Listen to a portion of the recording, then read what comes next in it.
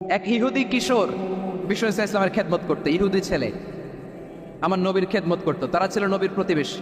তো অনেকদিন হয় ইহুদি ছেলেটা আসে না। বিশ্বনবী খোঁজ দিলেন, ঘটনা কি? একটা ইহুদি ছেলে না আমার খেদমতে আসতো, ছেলেটা কই? খোঁজ নিয়ে জানলেন ছেলেটা অসুস্থ। বিশ্ব ইসলাম ওই ইহুদির বাড়িতে চলে গেলেন ওই ছেলেটাকে দেখা করার জন্য, ভিজিট করার জন্য। সুবহানাল্লাহ পড়বেন না? গেলেন, যে দেখে ইহুদি ছেলেটা মুমূর্ষ, যান যান যায় যায় ভাব, বিছানায় পড়ে আছে, তার বাবা দাঁড়ানো। বিশ্বনবী তার মাথার পাশে বসলেন, মাথায় হাত বুলিয়ে দিলেন, আর ছেলেটাকে বললেন, আসলিম, হে ইহুদি ছেলে, আসলিম, ইসলাম ধর্ম গ্রহণ করো। তো ছোট্ট ছেলে ভাবে আমরা ইহুদি, এখন ইসলাম ধর্ম গ্রহণ করলে আব্বা যদি বকা দেয়। ফানাযারা ইলা ওয়াজহি আবি, ছেলেটা তার বাবার চেহারার দিকে তাকালো, দেখি আব্বা কি কয়। আব্বা যদি বলে তাইলে ইসলাম ধর্ম গ্রহণ করবো। ইহুদি ছেলেটা তার বাবার দিকে যখন তাকালো, ওর বাবা বলে, আতিয়া আবুল কাসিম, আবুল কাসিম যা বলে তাই করো। আবুল কাসেম হচ্ছে বিশ্ব ইসলামের একটা কুনিয়াত, উপনাম। আমার রাসূলের বড় ছেলের নাম ছিল কাসেম। যেমন দেখবেন আমাদের এলাকায় কারো ছেলের বড় ছেলের নাম যদি হয় আব্দুল্লাহ, এরা আব্দুল্লাহর বাপ বলে ডাকে। কারো বড় মেয়ের নাম যদি হয় ফাতেমা, এরা কি ডাকে? ফাতেমার বাপ বলে না? তো বিশ্ব ইসলামের বড় ছেলের নাম ছিল কাসেম। ইহুদি বাবা বলল, আতিয়া আবুল কাসেম, আবুল কাসেম যা বলে তাই শোনো, মানে মোহাম্মদ যা বলে তাই শোনো। এই কথা শুনে ছেলে সাহস পাইছে। ছেলে আবার পড়তে আরম্ভ করলো, আশহাদু আল্লাহ ইলাহা ইল্লাল্লাহ ওয়া আশহাদু আন্না মুহাম্মাদার রাসূলুল্লাহ, পড়েন আল্লাহু আকবার। বিশ্বনবীর আহ্বান শুনে ওই আহ্বানে সাড়া দিয়ে ইহুদি ছেলে শাহাদা পড়ে মুসলমান হয়ে গেল। তার হৃদয়টার ইমানের নূর দিয়ে আলোকিত করে দিল কে? প্রিয় ভাইরা, এবার রাসূল সাল্লাল্লাহু আলাইহি ওয়াসাল্লাম বের হয়ে আসলেন ফট থেকে, আর বললেন, আলহামদুলিল্লাহিল্লাযী আনকাযাহু মিনান নার, প্রশংসা সে আল্লাহর, যে আল্লাহ জাহান্নামে চলে যাচ্ছিল প্রায় এমন একটা লোককে মুহূর্তের মধ্যে কালেমায়ে শাহাদাতের বদৌলতে জান্নাতি বানায় দিলেন। আওয়াজ করে পড়েন সুবহানাল্লাহ। এই হাদিস থেকে আমরা কি শিখলাম? What is the moral of the story? এক নম্বর স্টোরি হলো, প্রতিবেশী ইহুদি হোক হিন্দু হোক, যাবেন, সুসম্পর্ক রাখবেন, উপহার দিবেন, বিপদে পাশে দাঁড়াবেন। তাইলেই তো আপনাদের প্রতি, মুসলমানদের প্রতি তারা আকৃষ্ট হবে, ঠিক কিনা বলেন? আপনি যদি হিন্দুদের সাথে বৌদ্ধদের সাথে নাই মিশেন, নাস্তিকের কাছে নাই যান, তো ইসলামের সৌন্দর্যটা ওরা বুঝবে কেমনে? আমার অনেক হিন্দু পরিচিত ভাই আছে, ওরা আমাদের ইফতারির প্রোগ্রামে এসে একসাথে ইফতারি করে। অনেক মদখোর আমার সাথে বসে একসাথে ডিনার করে, হাফ প্যান্ট পরা, গলায় স্বর্ণের চেইন, হাতে স্বর্ণের ব্রেসলেট, আইসা আমার সাথে ডিনার করছে, আছে এরকম। গাঁজাখোর, আমি বলে, আসো, welcome welcome to my dinner, আসো বসো। বসলেই তো আমি ওর ডিএনএ, চিন্তার ডিএনএ চেঞ্জ করে দেওয়ার সুযোগ পাবো। চিল্লায় বলো ঠিক কি না? আসতে হবে আমার কাছে। Hour door is open, the door of Islam is open 24/7। সবসময় আমাদের ইসলামের দরজা আমার অমুসলিম ভাইদের জন্য খোলা আছে, না নেই? এই হাদিস থেকে দুইটা শিক্ষা। এক নম্বর শিক্ষা, প্রতিবেশী মুসলিম হোক অমুসলিম হোক, যান, অসুস্থ হইলে একটু আপেল নিয়ে যান, আঙ্গুর নিয়ে যান, কমলা নিয়ে যান, তাদের সাথে ভালো আচরণ করেন। ইসলামের বিউটি দেখে, সৌন্দর্য দেখে অবাক হবে, নসিব ভালো হলে কোনোদিন কালিমা পড়ে মুসলমান হয়ে যাবে, ঠিক কিনা বলেন? তাহলে অমুসলিমের সাথে ভালো সম্পর্ক। বিশ্বনবী ইহুদির বাড়িতে গেলেন, ইহুদির বাড়ি, আর আমার মুসলমান ভাই আমার কাফের বলে, এরকম আছে না নাই? মুসলিমরা দেখতে পারে না, সহ্য করতে পারে। বিশ্বনবী সাল্লাল্লাহু আলাইহি ওয়াসাল্লাম ইহুদির বাড়িতে গেলেন, এটা একটা শিক্ষা। আরেকটা শিক্ষা হলো, ভাইয়েরা, ধাক্কা মেরে এসে সামনে এসে কি লাভ? প্রোগ্রাম তো শেষ হচ্ছে, এখনই শেষ হচ্ছে। তো এই যে আমাদের বকশি ভাই ওয়াদা নিল, হাত তোলালো, মিম বলে এত কথা বললো, তো আমি জেলায় জেলায় যেয়ে খালি হাত নাড়াই তোমাদের জন্য নাকি? হ্যাঁ, হাত নাড়াই শুধু। এই ধাক্কাইতে ধাক্কাইতে এদিকে এসে হাত নাড়াইতেছে, হয়েছে তো, দেখলাম তো, ঠিক আছে, মাশাআল্লাহ, অনেক সুশৃঙ্খল, অন্যান্য যে কোনো জেলার জন্য সুশৃঙ্খল। আমার দিকে তাকাও, আমার দিকে তাকাও, ঠিক আছে। এই যে দাঁড়িয়ে আছে, একটা ছেলে নড়ে না, দেখছেন? মাশাআল্লাহ মাশাআল্লাহ মাশাআল্লাহ। হ্যাঁ, এইভাবেই। আর কয়েকটা মজাদার কথা আছে, শোনো। এই হাদিস থেকে আমাদের শিক্ষা হলো, আমার প্রতিবেশী যেই ধর্মের হোক আমি সম্পর্ক রাখবো। অসুস্থ হলে যাবো, কি বলেন ভাইরা? যাবেন না? যাবেন না আপনারা? আচ্ছা, 2 নম্বর শিক্ষা হলো, বিষ্ণু ইসলামের খাদেম ছিল ইহুদি, এতদিন খেদমত করলো, একদিনও বিশ্বনবী ওরা কালিমার দাওয়াত দেয় নাই। কারণ কি? বিশ্বনবী একটা ভালো সময়ের অপেক্ষা করতেছিলেন, প্রপার টাইমিং। দাঈর কাজ হচ্ছে দাঈ ইলাল্লাহ, সে হচ্ছে সুযোগ সন্ধানী। দায়ী সুযোগ খোঁজে, কখন দাওয়া দিলে ব্যাটে বলে হবে, ছোপ খোঁজে কোপ মারে, ঠিক কিনা বলেন? বিষ্ণু ইসলাম ভালো সময়ের অপেক্ষা করতেছিলেন, দেখি ভালো সময় আসুক আসুক আসুক আসুক। আস্তে আস্তে এমন সময় আসছে, ছেলে এবার মুমূর্ষ। অসুস্থ ব্যক্তির হৃদয় অত্যন্ত নরম থাকে। হসপিটালে যখন কেউ যায় তার হৃদয়টা বড্ড নরম থাকে, মৃত্যুর ভয়ে তার অন্তরটা নরম থাকে, ঠিক কিনা বলেন? এই প্রপার টাইমিং এর অপেক্ষা করতেছিলেন। যখনই টাইমিং পেয়েছেন দাওয়াত দিলেন, পড়ো লা ইলাহা ইল্লাল্লাহ, সুবহানাল্লাহ পড়েন সবাই। তাহলে ইসলাম অমুসলিম প্রতিবেশীর সাথে ভালো আচরণ করতে বলে। ইসলাম অমুসলিম মাতা পিতার সাথেও ভালো আচরণ করতে হবে। মাতা পিতা যদি অমুসলিম হয় তারা ফেলে দিতে পারবেন? পারবেন? পারবেন? আমার লালমনিরহাটের ভাইরা, অনেক হিন্দু ছেলে আমাদের হাতে শাহাদা পড়ে মুসলিম হয়, কিন্তু ওর মা মুসলমান হয় নাই, বাবাও হয় নাই, এরকম আছে না নাই? তো ও হয়েছে মুসলিম, মা বাপ হিন্দু, এখন মা বাপ কি বাদ? হ্যাঁ, মা বাপ বাদ দেয়া যাবে? যে মা আপনার 9 মাস 8 মাস পেটে ধারণ করলো, আপনার মায়ের নার ছেড়া তখন আপনি ওই মারে বাদ দিতে পারবেন? যে মায়ের বুকের তাজা দুধ খেয়ে আপনি আজকে বাড়ন্ত তাজা তরতাজা, ওই মারে বাদ দেওয়া যাবে? মায়ের এক ধারে দুধের দাম, কাটিয়া গায়ের চাম, পাপোশ বানাইলে ঋণের শোধ হবে না, এমন দরদি ভাবে কেউ হবে না আমার মা গো। মায়ের এক ধারে দুধের দাম, কাটিয়া গায়ের চাম, পাপোশ বানাইলে ঋণের শোধ হবে না, এমন দরদি ভাবে কেউ হবে না আমার মা। ঠিক কিনা? মাকে তো বাদ দেওয়া যায় না। وقضى ربك ألا تعبدوا إلا إياه وبالوالدين إحسانا। আল্লাহ বলে অবধারিত 2টা ভার্ডিক তোমাদের জন্য, এক আল্লাহর ইবাদত করবা আর মা বাবার প্রতি ইহসান করবা। আদেশটা কার? মা বাবার প্রতি ইহসান করতে হবে। আমার মা হিন্দু হোক ভালো আচরণ করতে হবে, বৌদ্ধ হোক ভালো আচরণ করতে হবে। আমার যে সমস্ত হিন্দু ভাইয়েরা মুসলিম হয়েছ, তোমাদের মা বাবা এখনো মুসলমান হয় নাই, তাদের সাথে ভালো আচরণ করতে হবে। আপনাদের খেদমত নিজে করতে হবে অথবা খেদমতের ব্যবস্থা করাই দিতে হবে। মান্থলি যে খরচ লাগে এটা দিতে হবে। আরে তুমি এখন মুসলিম, তোমার মা বাবা হিন্দু, এখনই তো সুযোগ ইসলামের সৌন্দর্য দেখানো। এখন মা বাবা যদি দেখে আরে এটা হিন্দু থাকতে তো বদমাইশ ছিল, বেয়াদব ছিল, কি এমন ধর্ম সে গ্রহণ করলো যেটা গ্রহণের সাথে সাথে সে পাল্টে গেল? কি এমন ধর্ম সে গ্রহণ করেছে যেটা তার জীবনকে আলোকিত করে দিয়েছে? নসিব ভালো হইলে তারাও কালিমা পড়ে মুসলমান হয়ে যাবে। বিষ্ণু ইসলামের স্ত্রীর নাম ছিল আয়েশা রাদিয়াল্লাহু তাআলা আনহা, আবু বকর রাদিয়াল্লাহু তাআলা আনহুর মেয়ে। আবু বকর রাদিয়াল্লাহু তাআলা আনহুর আরেক মেয়ের নাম হচ্ছে আসমা। কিনা? দুজনই আবু বকর রাদিয়াল্লাহু তাআলা আনহুর মেয়ে, আসমা আর আয়েশা। নাম দুটো কেমন লাগে? আসমা নামটা কেমন লাগে? আয়েশা নামটা কেমন লাগে? সবার ভালো লাগে নাই? নাম দুটো আপনাদের ভালো লাগে? লালমনিরহাটে অনাগত যদি কন্যা সন্তান হয়, যদি মনে চায় আসমা রেখে দিতে পারবেন, যদি মনে চায় আয়েশা রেখে দিয়েন। দেশে বিদেশে এয়ারপোর্টে রাস্তাঘাটে শুধু বলে হুজুর একটা নাম দেন, আমার ছেলের একটা নাম দেন, মেয়ের একটা নাম দেন। তো আমার মনে আছে যশোরের 8 দিনের মাহফিলে আমি একটা দুটো নাম দিয়েছিলাম। আজকে লালমনিরহাটের এই প্রোগ্রামে কন্যা সন্তান যদি হয় 2টা নাম দিলাম, আসমা কিংবা আয়েশা। ইনশাআল্লাহ পড়েন। 2জন বোন, এক মায়ের না, বাবা এক মা 2জন। আয়েশা রাদিয়াল্লাহু তাআলা আনহার মায়ের নাম উম্মে রুমান, আর আসমা রাদিয়াল্লাহু তাআলা আনহার মায়ের নাম কুতাইলা বিনতে আব্দুল উজ্জা। আবু বকর রাদিয়াল্লাহু তাআলা আনহু 4টা বিয়ে করেছিলেন। তো একই ঘটনা ঘটেছে এই ফ্যামিলিতে। আসমা ইসলাম ধর্ম গ্রহণ করে মুসলিমা, কিন্তু তার মা কুতাইলা মুশরিকা। আই রিপিট, বোঝার জন্য আমি আবারও বলি, আসমা রাদিয়াল্লাহু তাআলা আনহা মুসলিমা, আর আসমার মা কুতাইলা, আওয়াজ করে বুঝে থাকলে বলেন, আসমার মা মুশরিকা।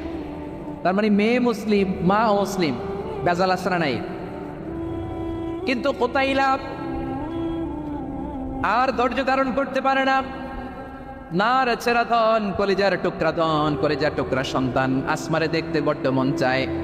সাইয়েদানা আসমা রাদিয়াল্লাহু তাআলা আনহা মক্কা থেকে হিজরত করে মদিনায় চলে গেলেন। হুদাইবিয়ার পর যখন মক্কা মদিনার ট্রাফিক স্বাভাবিক হলো, মক্কার লোক মদিনায় যায়, মদিনার লোক মক্কায় আসে। কুচাইলা কলিজার টুকরা সন্তান আসমারে দেখার জন্য কিছু উপহার নিয়ে বিশাল মরুপথ পাড়ি দিয়ে মক্কা থেকে মদিনায় যায়। সুবহানাল্লাহ বলেন। এখন মা আসছে মেয়ের সাথে দেখা করতে, মেয়ে তো আর দেখা দেয় না। মেয়ে ভাবছে আমার মা তো মুশরিকা, অপবিত্রা, তার সাথে কি দেখা দেয়া যাবে? বিশ্বনবীর দরবারে চলে গেলেন। সুবহানাল্লাহ বলেন। কি সৌভাগ্যবান ছিল তারা, মাসলা জানার দরকার হলেই নবীর দরবারে চলে যেত। ঘরে বউয়ের সাথে ঝগড়া হলে নবীর দরবারে চলে যেত। অনেক সাহাবী বলে আমার পেটে ক্ষুধা লাগলেও আমি নবীর কাছে চলে যেতাম, কারণ নবীর চেহারার দিকে তাকালেই আমার পেটের ক্ষুধা মিটে যেত। সাইয়েদানা আসমা রাদিয়াল্লাহু তাআলা আনহা বিশ্বনবীর কাছে চলে গেলেন, যে বললেন ইয়া রাসূলুল্লাহ হে ইয়া হাবিবাল্লাহ ইন্না উম্মি কাদিমাতুন ইলাইয়া ওয়া হিয়া রাগিবা। আমার মা মক্কা থেকে অনেক দূর মরুর পথ পাড়ি দিয়ে উপহার সামগ্রী নিয়ে মদিনায় আমার সাথে দেখা করতে এসেছে গো নবী। আমার জানতে বড্ড ইচ্ছে হয় আমি আমার মুশরিকা মাখা করতে পারবো কিনা।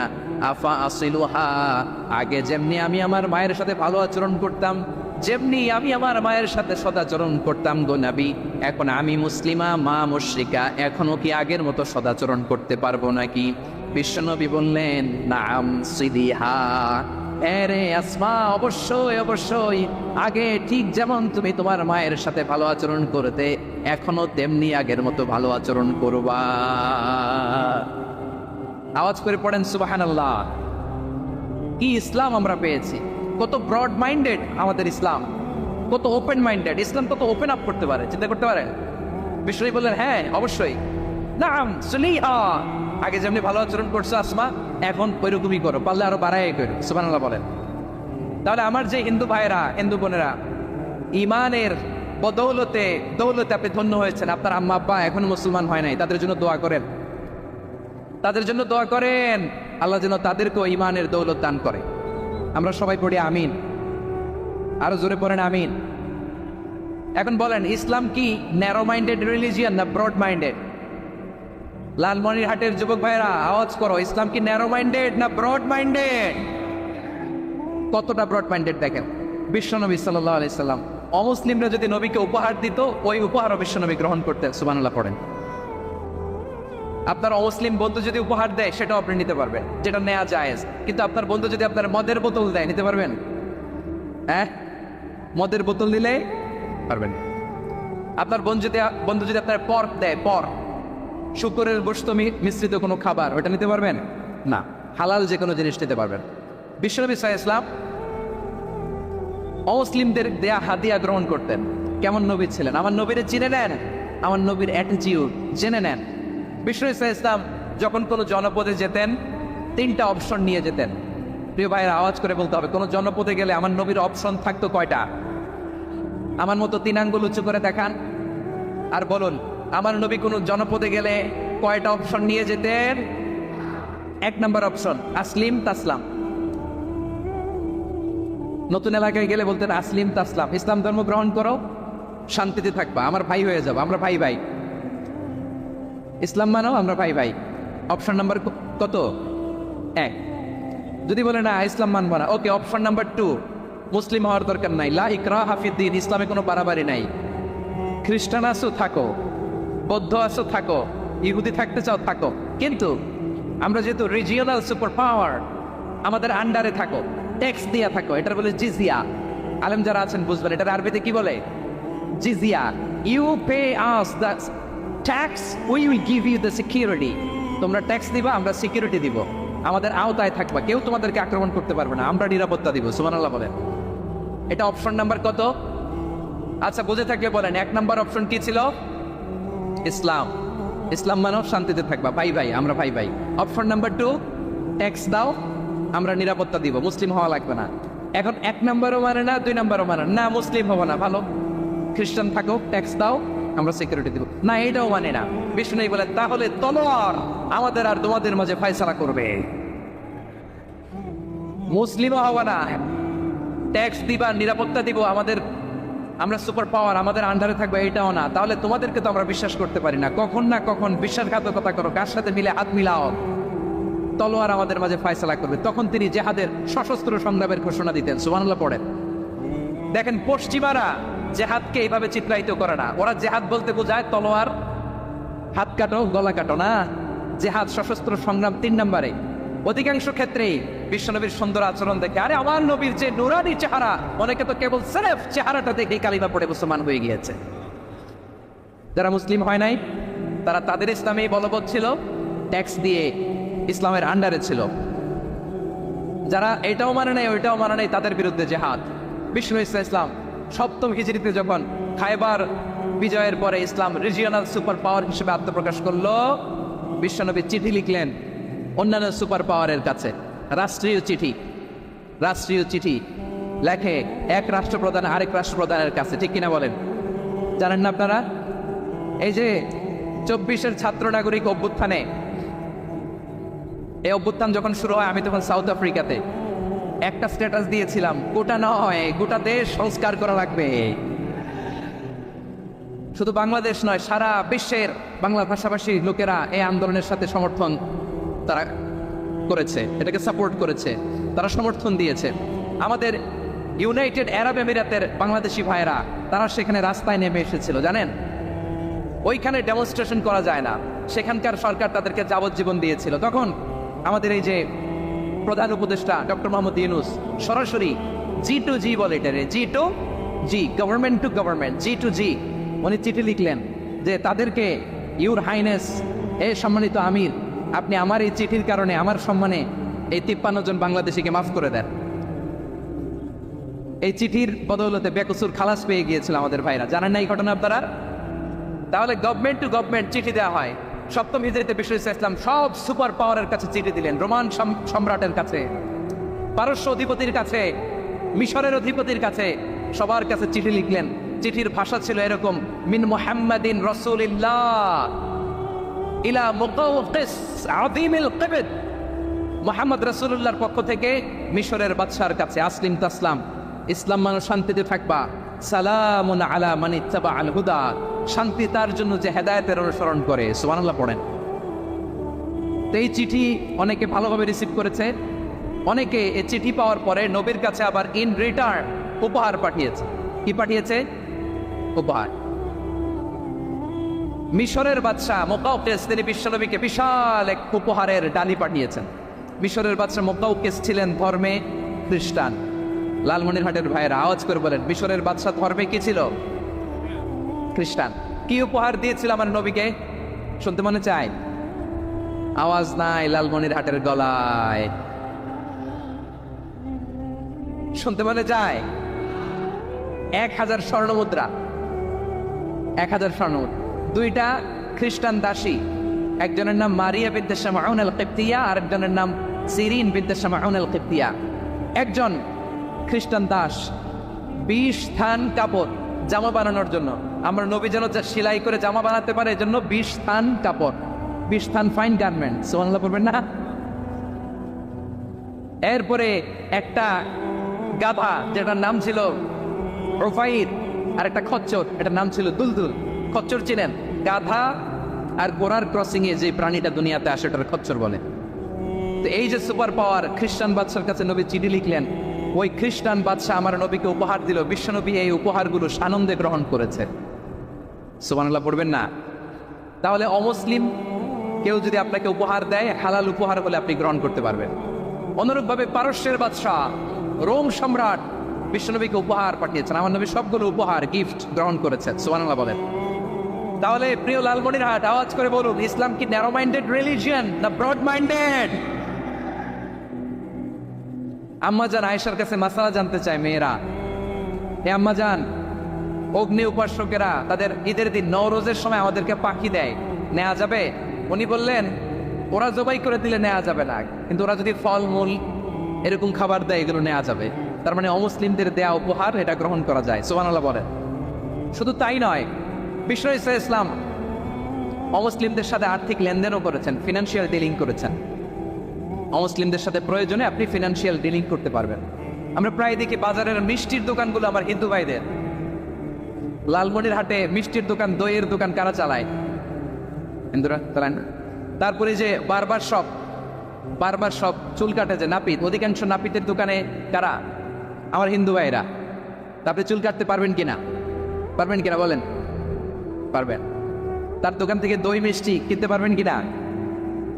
হ্যাঁ, আমার মুসলিম ভাইয়ের দোকান থাকলে ওইটার আমি বেশি প্রায়োরিটি দিব, ঠিক কিনা? কিন্তু যদি তাদের সার্ভিস নিতে চান, প্রোডাক্ট নিতে চান, পারবেন। তার দলিল সহিহ বুখারী, আম্মা জান আয়েশা রাদিয়াল্লাহু তাআলা আনহা বলেন, ইশতারা রাসূলুল্লাহ সাল্লাল্লাহু আলাইহি ওয়াসাল্লাম মিন ইয়াহুদিয়িন তুআমান ওয়া রাহানাহু দিরআহু মিন হাদিদ। রাসূল সাল্লাল্লাহু আলাইহি ওয়াসাল্লাম এক ইহুদির কাছ থেকে, কার কাছ থেকে? সবাই বলে নাই কার কাছ থেকে? আমার নবী, পেয়ারা নবী এক ইহুদির কাছ থেকে জব কিনেছিল, জব, বার্লি, যেটা দিয়ে রুটি বানায়। ওই জবের দাম দেওয়ার টাকা পয়সা নবীর কাছে ছিল না। ফলে নবী ওনার একটা পোশাককে মর্গেজ রেখেছিলেন, মর্গেজ, বন্ধক, যে এখন এটার দাম দিতে পারবো না, কয়েক কেজি বার্লি নিয়ে যাই আর বন্ধক হিসেবে আমার জামাটা রেখে গেলাম, যেই দিন দাম দিব ওই দিন জামাটা ছুটায় নিয়ে যাও। সুবহানাল্লাহ পড়বেন না? বাকিতে নিছিলেন, বাকিতে। হাদিদ, লোহার তৈরি বর্ম, মানে যুদ্ধের পোশাক, লোহা দিয়ে বানানো। বিষ্ণু বললেন, কয়েক কেজি জব দাও, টাকাটা পরে দিব, এখন টাকা নাই, বন্ধক হিসেবে, মর্গেজ হিসেবে আমার জামা রেখে গেলাম, যখন টাকা দিব জামা ছুটায় নিব। আওয়াজ করে বলতে হবে সুবহানাল্লাহ। এতে কি বোঝা গেল অমুসলিমদের সাথে ফিনান্সিয়াল ডিলিং করা যায়, অর্থনৈতিক লেনদেন করা যায়, কেনাবেচা করা যায়, প্রোডাক্ট কেনা যায়। এমনকি আমাদের মসজিদে নববীতে বারান্দায় আপনার একটা অটোমেটিক ফ্লাইং আমব্রেলা দেখছেন? সূর্য যখন বাড়ে মসজিদে নববীর বারান্দায় ইয়ার্ডের মধ্যে অটোমেটিক্যালি কিছু আমব্রেলা আছে, সা করে খুলে যায়, আর সূর্যের তাপ লাগে না। আবার সন্ধ্যাবেলায় এই আমব্রেলাগুলো ওরা ক্লোজ করে ফেলে, দেখেন নাই না? দেখছেন? এই মসজিদে নববীকে সর্বোচ্চ উন্নত মানের কনস্ট্রাকশন ইনফ্রাস্ট্রাকচারে ডেভেলপ করার জন্য কর্তৃপক্ষ কিছু অমুসলিম ইঞ্জিনিয়ারের, ডিজাইনারের সহায়তা নিয়েছিল। সুবহানাল্লাহ বলেন। কোন দলিলের ভিত্তিতে? এই দলিলের ভিত্তিতে যে বিষ্ণু ইসলাম অমুসলিমদের সাথেও লেনদেন করেছেন। আওয়াজ করে বলতে হবে আল্লাহু আকবার। শুধু তাই নয়, ইন কেস অফ ইমার্জেন্সি, প্রয়োজনে ইসলামের খাতিরে, ইসলামকে সামনের দিকে এগিয়ে নিয়ে যাওয়ার জন্য অমুসলিমদের সাপোর্ট নেওয়া জায়েজ আছে। সুবহানাল্লাহ বলেন। অমুসলিমদের সাপোর্ট নেয়া, তাদের থেকে অর্থ নেয়া, পলিটিক্যাল সাপোর্ট, পলিটিক্যাল অ্যাসাইলাম নেওয়া জায়েজ আছে। আমাদের অনেক বিশ্ববরেণ্য দায়ীরা আমেরিকায় অস্থায়ীভাবে অ্যাসাইলাম নিয়ে থাকে, নিজের দেশে গেলে ফাঁসিতে ঝুলাই দিবে। যুগ যুগ ধরে দায়ীদের উপরে এরকম অত্যাচার আর নির্যাতন আছড়া নাই। কিছু দুষ্ট লোক আছে, তারা আমাদের সম্পর্কের মধ্যে ফাটল ধরাতে চায়, ঠিক কিনা বলেন? মাঝে মাঝে ঝগড়া লাগাতে চায়। দেখবেন পত্রপত্রিকায় দেখা যায় বিভিন্ন ধর্মীয় উপাসনালয়গুলোতে হামলা চালানো হয়। এগুলো রাজনৈতিক উদ্দেশ্য প্রণোদিত, এগুলোর সাথে ইসলামের কোনো সম্পর্ক নাই। এই জন্য এই দুর্বৃত্তদের ব্যাপারে আমাদের সাবধান থাকতে হবে। আমরা সবসময় যেমনি ঐক্যবদ্ধ, ইউনাইটেড, আমরা যদি এরকম ইউনাইটেড থাকি, এই সমস্ত দুর্বৃত্তদের কালো হাত ভেঙে দিতে আমাদের 1 ঘন্টাও লাগবে না। চিল্লায় বলো ঠিক কি না? আমরা সংঘবদ্ধ থাকি। এই যে আমাদের পিসফুল কো এক্সিস্টেন্স, শান্তিপূর্ণ সহাবস্থান। হিন্দুরা পূজা করে, যেদিন হিন্দুদের পূজা অনুষ্ঠান আমরা ওই দিন তাফসির মাহফিল করি না, ঠিক কিনা বলেন? যেদিন আমাদের তাফসিরুল কোরআনের প্রোগ্রাম, ওই দিন আমাদের হিন্দু ভাইরা ডিস্টার্ব করে না। সুবহানাল্লাহ।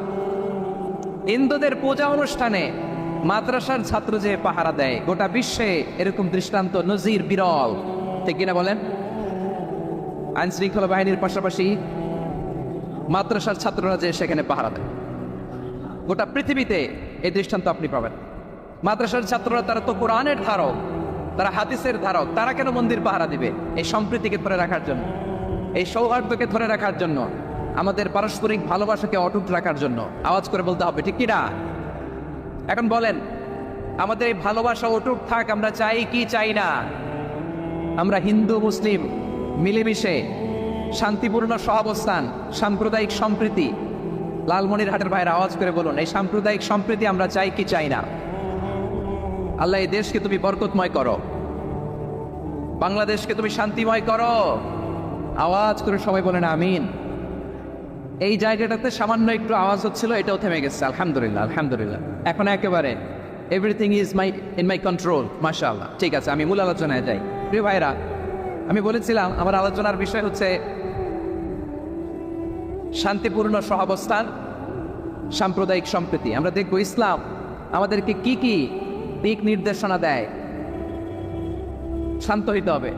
খরগোশের কানের মতো কান দুটো আমার দিকে করে রাখেন। আমি এখনো উঠে যাব, হাত হারায় লাভ নাই, আমি উঠে যাব। তাকায় থাকো আর কান খাড়া, আওয়াজ হবে না। হ্যাঁ, মাশাআল্লাহ মাশাআল্লাহ, ঠিক আছে। আমরা দেখবো যে রাসূল সাল্লাল্লাহু আলাইহি ওয়াসাল্লাম এই পিসফুল কোএক্সিস্টেন্সের জন্য আমাদের কি শিখিয়েছেন, কি কি গাইডলাইন দিয়েছেন। আমরা 1, 2, 3, 4 করে এগুলো আপনাদের সাথে শেয়ার করব। আমি আপনাদের খেদমতে সূরাতুল আনআমের 108 নম্বর আয়াত তেলাওয়াত করেছি। এখানে আল্লাহ রাব্বুল ইজ্জা ওয়াল জালাল তিনি ইরশাদ করছেন, ওয়ালা তাসুবুল্লাযীনা ইয়াদউনা মিন দুনিল্লাহি ফায়াসুবুল্লাহা আদওয়ান বিগাইরি ইলম কাযালিকা যায়্যান্না লিকুল্লি উম্মাতিন আমালাহুম সুম্মা ইলা রাব্বিহিম মারজিউহুম ফায়ুনাব্বিউহুম বিমা কানু ইয়ামালুন। রব্বুল আলামিন বলেন, গোলাম ও আমার ইমানদার বান্দারা শোনো শোনো, ও আমার বিশ্বাসী বান্দারা শোনো শোনো,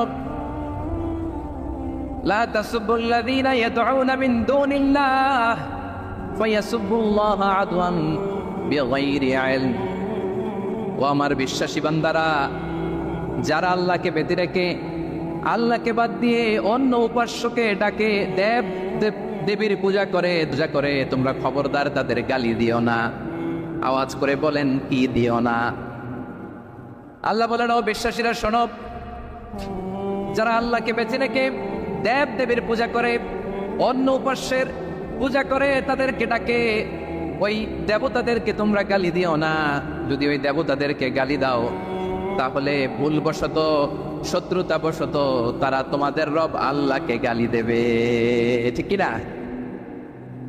তোমরা যদি তাদের দেবতাদের গালি দাও, ওরা রেগে তোমার আল্লাহরে গালি দিবে, তাহলে আল্লাহরে গালি খাওয়ানোর কারণ হয়ে গেলাম আমি, ঠিক কিনা বলেন?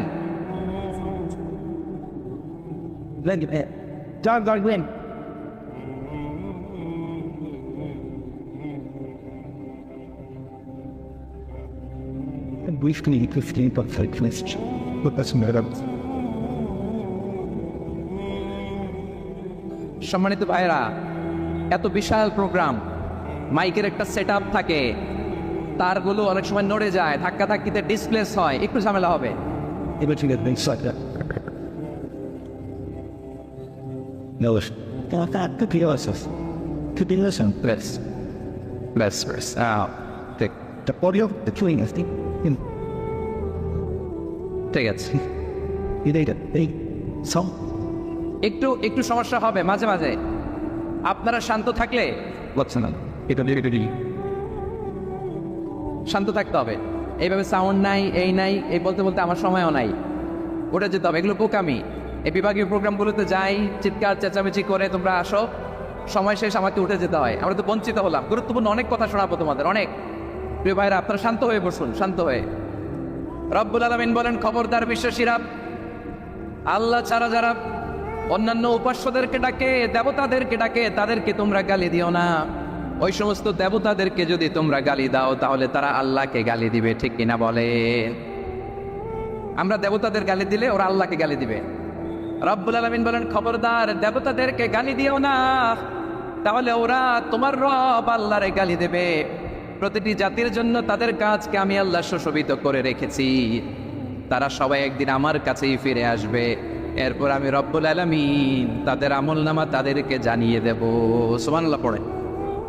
প্রিয় ভাইয়েরা, আল্লাহ তাআলা বলেছেন, খবরদার গালি দিও না। আদেশটা কার? আওয়াজ করে বলেন তো। হিন্দুদের দেবতা দেবদেবীদেরকে গালি দেওয়া যাবে না। আওয়াজ করে বলুন প্রিয় ভাইয়েরা, এই আদেশটা কার? এই আপনাদের গলার আওয়াজ। অন্য ধর্মের দেবতাদেরকে যে গালি দেওয়া যাবে না, এই আদেশটা কার? আরো জোরে বলুন, কার? গালি দিবেন কোন দেবতাকে? দিবেন? যদি দেন, তাহলে ওরা আল্লাহরে গালি দিবে। তাহলে আল্লাহরে গালি খাওয়াইলো কে? আপনি, ঠিক কিনা বলেন? আমি আল্লাহকে গালি খাওয়ানোর কারণ হলাম। কারণ আমি যদি গালি না দিতাম, ওরা আমার রবকে গালি দিত না। আওয়াজ করে বলেন ঠিক কিনা? তাহলে প্রিয় ভাইয়েরা, ইসলাম আমাদেরকে শিখায়, সূরাতুল আনআমের 108 নম্বর আয়াত থেকে আমরা বুঝলাম, কোনো ধর্মকে ছোট করা যাবে না। অন্য ধর্মকে ছোট করা মানে ইসলামকে ছোট করা। অন্য ধর্মের দেবতাকে গালি দেওয়া মানে আল্লাহকে গালি খাওয়ানো। আওয়াজ করে বলেন ঠিক কিনা? খবরদার, এটা করা যাবে না। আর অন্য ধর্মের দেবতাকে যদি আপনি গালি দেন, ওরা ইসলাম থেকে দূরে সরে যাবে। যাও ইসলামের প্রতি আকৃষ্ট হয়েছিল আর কোনোদিন ইসলামের ধারে কাছে আসবে না। আওয়াজ করে বলেন ঠিক কিনা? এজন্য কখনো কোনোদিন অন্য ধর্মের দেবতাদেরকে গালি দেওয়া যাবে না। অন্য ধর্মের কোনো দেবতাদেরকে আমরা গালি দিব না, গালি দিব না। বরং ইসলামের beauty, the beauty of Islam, ইসলামের সৌন্দর্যকে আমরা তুলে ধরব। আমরা যদি বিশ্বনবী সাল্লাল্লাহু আলাইহি ওয়াসাল্লামের জীবনের দিকে তাকাই, তাহলে আমি দেখব বিষ্ণু ইসলাম মক্কাতে কিংবা মদিনাতে অন্য ধর্মের লোকদের সাথে খুব পিসফুলি লাইফ লিড করেছেন। হোক মুশরিক, হোক খ্রিস্টান, হোক ইহুদি, বিশ্বনবী সবার সাথে মিলেমিশে ছিলেন। আলহামদুলিল্লাহ বলেন। ইসলাম হচ্ছে পিসফুল রিলিজিয়ান। অন্য ধর্মের প্রতি সহনশীলতার সবক ইসলাম আমাদেরকে দেয়। কিন্তু প্রতিটি মুসলিমের এটা মনে রাখতে হবে, আল্লাহর কাছে পছন্দনীয় গ্রহণযোগ্য ধর্ম, জীবনাদর্শ একটি, সেটা হচ্ছে ইসলাম। আওয়াজ করে বলেন সেটা কি? লালমনিরহাটের ভাইয়েরা আওয়াজ করে বলুন, আল্লাহর কাছে মনোনীত ধর্ম একটি, সেটা কি? এজন্য রব্বুল আলামিন বলেন, ইন্নাদ-দীনা ইনদাল্লাহিল ইসলাম। আল্লাহর কাছে মনোনীত গ্রহণযোগ্য অ্যাকসেপ্টেড ধর্ম মতাদর্শ একটা, সেটা হলো ইসলাম। ইসলাম ছাড়া অন্য কোনো ধর্ম যদি কেউ তালাশ করে, তার ওই ধর্ম আল্লাহ গ্রহণ করবে না। ومن يبتغي غير الإسلام دينا فلن يقبل منه وهو في الآخرة من الخاسرين. Whoever seek anything except Islam, that won't be accepted from him, and he will be loser in the day of judgment. কিয়ামতের দিন ইসলাম ছাড়া কেউ যদি অন্য কোনো ধর্ম তালাশ করেছে দুনিয়াতে, তার এই মতাদর্শ গ্রহণ করা হবে না। and he will be loser, সে হবে লুজার, ক্ষতিগ্রস্ত। হাই হাই কোম্পানির ম্যানেজার, ওর আমও শেষ, সালাও শেষ। আওয়াজ করে বলেন ঠিক কি না? এজন্য ইসলাম পেয়ে আমরা খুশি না বেজার? প্রত্যেক নামাজ শেষে আমরা আল্লাহরে বলি, আল্লাহ রাদিতু বিল্লাহি রাব্বা ওয়া বিল ইসলামি দীনা ওয়া বি মুহাম্মাদিন নাবিয়ান ওয়া রাসূলা। ও আল্লাহ, তোমারে রব হিসেবে পেয়ে আমরা খুশি। ও আল্লাহ, ইসলামকে ধর্ম হিসেবে পেয়ে আমরা খুশি। বিশ্বনবীকে আমাদের রাসূল পেয়ে আমরা খুশি। ঠিক কিনা বলেন? ইসলাম ছাড়া অন্য কোনো ধর্ম আমরা গ্রহণ করব না। ঠিক কিনা বলেন? আল্লাহর কাছে অ্যাকসেপ্টেড রিলিজিয়ান একটা, সেটা ইসলাম। তো বিশ্বনবী সাল্লাল্লাহু আলাইহি ওয়াসাল্লাম মক্কাতে কিংবা মদিনাতে খুব পিসফুলি এক্সিস্ট করেছেন, যে কোনো ধর্মের সাথে মিলেমিশে চলেছেন। তার প্রমাণ আমরা যদি রাসূল সাল্লাল্লাহু আলাইহি ওয়াসাল্লামের বায়োগ্রাফির দিকে তাকাই, তাহলে দেখব তিনি মুশরিকদের সাথে পিস ট্রিটি করে। আবার বিশ্বনবী বললেন, লা তুসাদ্দুর রিহাল ইল্লা ইলা সালাসাতি মাসাজিদা। এই দুনিয়ার বুকে তিনটা মসজিদের দিকে শুধু বিশেষ সওয়াবের উদ্দেশ্যে ভ্রমণ করা যায়। এই তিনটা মসজিদ ছাড়া বিশেষ সওয়াবের উদ্দেশ্যে পৃথিবীর কোনো মসজিদে ভ্রমণ করা যাবে। আপনি ডিজাইন দেখতে যাইতে পারবেন। এই যে বললেন যে কি একটা হয়েছে 200 কত গম্বুজ, 201 গম্বুজ, সুন্দর একটা বানাইছে, দেখতে যাই, যাওয়া যাবে। নামাজ পড়তে মনে হচ্ছে ওইটাই যাওয়া যাবে, কিন্তু ওইখানে বেশি সওয়াব হবে, এই নিয়তে যাওয়া যাবে? You cannot say it any journey expecting special virtue except 3 mosques, the Mosque of Haram, the Mosque al-Nabawi, the Masjid al-Aqsa. ঠিক কি না? এই তিনটা মসজিদ ছাড়া বিশেষ সওয়াবের নিয়তে পৃথিবীর কোনো মসজিদে ভ্রমণ করা যায় না, তবে দেখতে যাওয়া যায়। এটার আর্কিটেকচারাল ডিজাইন দেখার জন্য, এটার ক্যালিওগ্রাফিক্যাল ডিজাইন, এটার ইকোসিস্টেম, এটা কেমন করে করেছে, কতটুকু জায়গা, ডিজাইনটা কেমন, এটা দেখার জন্য যেতে পারবেন। কিন্তু এই 201 গম্বুজে নামাজ পড়লে সওয়াব 3 গুণ হবে, এরকম ধারণা করা যাবে? বাইতুল মুকাররমে পড়লে এত গুণ সওয়াব, এই ধারণা করা যাবে? এই যে চলে আসছে 201 গম্বুজ, আমি দেখতেছি, আপনারা পাবেন না দেখতে। আগে দেখে ফেলছেন? মাশাআল্লাহ মাশাআল্লাহ, সুন্দর। আরো কিছু পরামর্শ দিবে, এগুলো শেষে দিচ্ছি আমি। কষ্ট হইতেছে আপনাদের? জিমায় পড়তেছেন? আরো কয়েক মিনিট শুনবেন। 3টা মসজিদে নিয়ত করে যাওয়া যায়। 1 নম্বরে মসজিদে হারাম, 1 নম্বরে কি? ইন্না আউওয়ালা বাইতি উদিআ লিন-নাসি লাল্লাযী বিবাক্কাতা মুবারাকা। সর্বপ্রথম যেই ঘরটা আল্লাহ তাআলা জমিনের মধ্যে স্থাপন করলেন, ওই ঘরটা হলো মসজিদুল হারামের মাঝখানের কাবা ঘর। এই ঘরটা অবস্থিত যেই শহরের মধ্যে, শহরের নাম বাক্কা, এখনকার নাম মাক্কা। সুবহানাল্লাহ পড়েন। মক্কার আগের নাম বাক্কা। কোরআনে এই বাক্কার কথা আছে, এবং হজ উমরা করতে গেলে দেখবেন যে অনেক হোটেল আছে, হোটেলের নাম ফুন্দুক বাক্কা। ফুন্দুক বাক্কা মানে বাক্কা হোটেল। মক্কার আগের নাম কি? বাক্কা। এখান থেকেই বিষ্ণু ইসলাম ইসরা শুরু করেছেন, মেরাজের আগের ধাপ, নাম ইসরা। এই মসজিদে 1 রাকাত নামাজ পড়লে 1 লক্ষ রাকাতের সওয়াব দেয় কে? সুবহানাল্লাহ কইতে পারলেন না? পৃথিবীর আর কোন মসজিদে 1 রাকাত পড়লে 1 লক্ষ রাকাতের সওয়াব হয়? আপনাদের 201 গম্বুজে বললে, বাইতুল মুকাররম, পৃথিবীর কোন মসজিদে পড়লে হবে?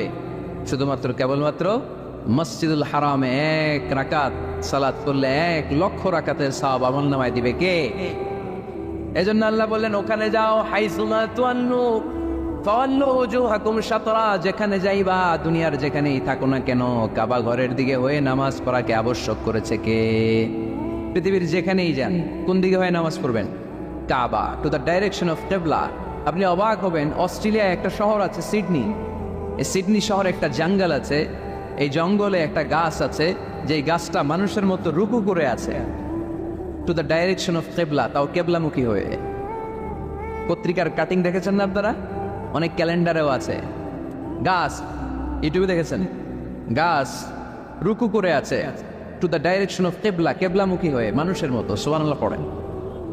তাহলে এই মসজিদ এমন মসজিদ, এই মসজিদে 1 রাকাত সালাত পড়লে 1 লক্ষ রাকাতের সওয়াব হয়ে যায়। এই মসজিদ এমন মসজিদ, যেই মসজিদের মাঝখানে একটা ঘর আছে, ঘরটার নাম বাইতুল্লাহ। প্রতিনিয়ত এই ঘরের উপর 120টা রহমত